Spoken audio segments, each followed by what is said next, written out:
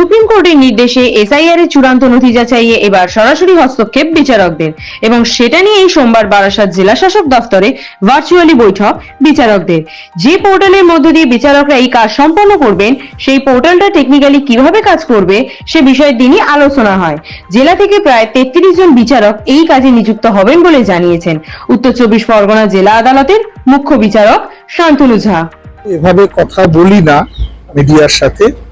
আপনারা জানেন যে মহামান্য সুপ্রিম কোর্টের আদেশে এই এসআইআর এর যে বিষয়টা রয়েছে এখন ফাইনাল লিস্ট পাবলিকেশনের আগে, সে দায়িত্বটা জুডিশিয়াল অফিসারদের উপরে এসেছে, বিচারকদের উপরে।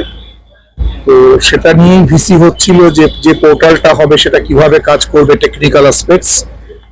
আর পোর্টালটা খুললে আমরা যারা এই জেলাতে আছি উত্তর 24 পরগনায়, আমরা আমাদের কাজে নেমে পড়ব যাতে সুপ্রিম কোর্টের আদেশ অনুযায়ী সময়ের মধ্যে আমরা আমাদের কাজ শেষ করতে পারি।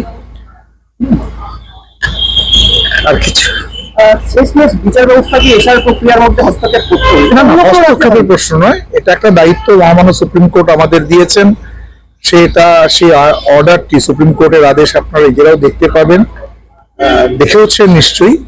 কাজে আমরা এক্ষেত্রে জাস্ট সুপ্রিম কোর্টের আদেশ অনুযায়ী কাজ করব, সেই গাইডেন্স অনুযায়ী। কেন হস্তক্ষেপের কোনো প্রশ্ন নয়, এটা একটা সবার রাষ্ট্রীয় দায়িত্ব বলতে পারে। কতজন বিচারকরা এই দায়িত্ব পেলেন? না, কতজন না, আমাদের জেলাতে 33টি বিধানসভা নির্বাচন কেন্দ্র আছে। এই 33টি কেন্দ্রে আমরা 33 জন বিচারক এক একটি কনস্টিটিউয়েন্সিতে এক একজন কাজ করব।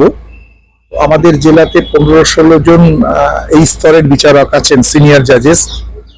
আর আরো 15-16 জন দরকার, সেটা হাইকোর্ট আমাদের যেভাবে নির্দেশ দেবেন আমরা সেভাবে সে কাজ করব।